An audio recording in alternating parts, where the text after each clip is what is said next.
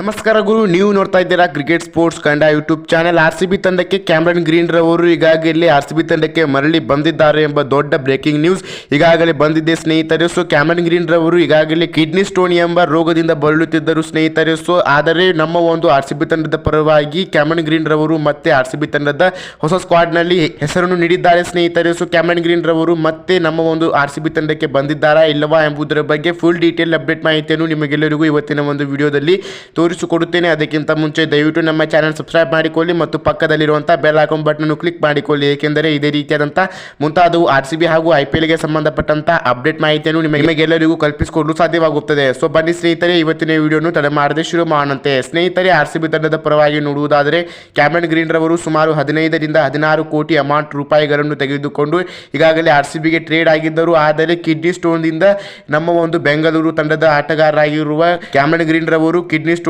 ಎಂಬ ರೋಗದಿಂದ ಬಳಲುತ್ತಿದ್ದರು. ಹೀಗಾಗಿ RCB ತಂಡದ ಹೊಸ ಪ್ಲೇಯಿಂಗ್ 11 ದಿಂದಾಗಿ ಕ್ಯಾಮರನ್ ಗ್ರೀನ್ ರವರನ್ನು ಹೊರತೆಗೆದಿದ್ದರು. ಆದರೆ ಕಿಡ್ನಿ ಸ್ಟೋನ್ ಎಂಬ ರೋಗದಿಂದ ಬಳಲುತ್ತಿದ್ದ ಕ್ಷಣವೇ ಅವರು ಕ್ಯಾಮರನ್ ಗ್ರೀನ್ ರವರು ನಮ್ಮ ಒಂದು RCB ತಂಡಕ್ಕೆ ಮರಳಿ ಬಂದಿದ್ದಾರೆ ಎಂಬ ದೊಡ್ಡ ಅಪ್ಡೇಟ್ ಮಾಹಿತಿ ಕೂಡ ಈಗಾಗಲೇ ಬಿಡುಗಡೆ ಆಗಿದೆ ಸ್ನೇಹಿತರೆ. ನಮ್ಮ ಒಂದು RCB ತಂಡದ ಪರವಾಗಿ ನೋಡುವುದಾದರೆ ಕ್ಯಾಮರನ್ ಗ್ರೀನ್ ರವರು ಈಗಾಗಲೇ ಉತ್ತಮವಾದಂತಹ ಪರ್ಫಾರ್ಮೆನ್ಸ್ ಅನ್ನು ತೋರಿಸುವುದರ ಜೊತೆಗೆ ಉತ್ತಮವಾದಂತಹ ಪರ್ಫಾರ್ಮೆನ್ಸ್ ಜೊತೆಗೆ ನಮ್ಮ ಒಂದು RCB ತಂಡಕ್ಕೆ ಬಂದಿದ್ದು ಒಂದು ದೊಡ್ಡ ಬಿಗ್ ಅಪ್ಡೇಟ್ ಮಾಹಿತಿ ಆಗಿದೆ ಎಂದು ಕೂಡ ನಾವು ಹೇಳಬಹುದು ಸ್ನೇಹಿತರೆ. ನಿಮ್ಮೆಲ್ಲರ ಪರವಾಗಿ RCB ತಂಡಕ್ಕೆ ಕ್ಯಾಮರನ್ ಗ್ರೀನ್ ರವರು ಮರಳಿ ಬಂದಿದ್ದು ಅವರು ಉತ್ತಮವಾದಂತಹ ಪರ್ಫಾರ್ಮೆನ್ಸ್ ಅನ್ನು ತೋರಿಸುವುದರ ಜೊತೆಗೆ 2024ರ ಒಂದು IPL ನ RCB ತಂಡದ ಪ್ಲೇಯಿಂಗ್ 11 ನಲ್ಲಿ ಪ್ಲೇಸ್ ಅನ್ನು ತೆಗೆದುಕೊಳ್ಳುತ್ತಾರಾ ಇಲ್ಲವಾ ಎಂಬುದರ ಬಗ್ಗೆ ನಿಮಗೇನಾದರೂ ಅಪ್ಡೇಟ್ ಮಾಹಿತಿ ಇದ್ದರೆ ನಮ್ಮ ಚಾನಲ್ ಕಮೆಂಟ್ ಬಾಕ್ಸ್ ನಲ್ಲಿ ಕಮೆಂಟ್ ಮಾಡಿ.